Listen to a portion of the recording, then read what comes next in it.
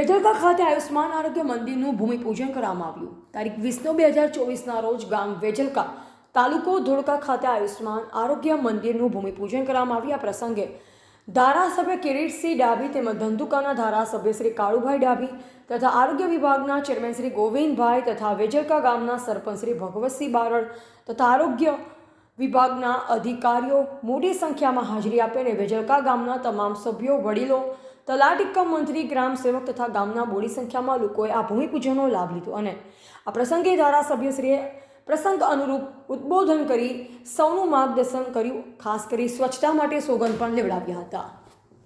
Reporter Sukhdev D Parmar, Dholka.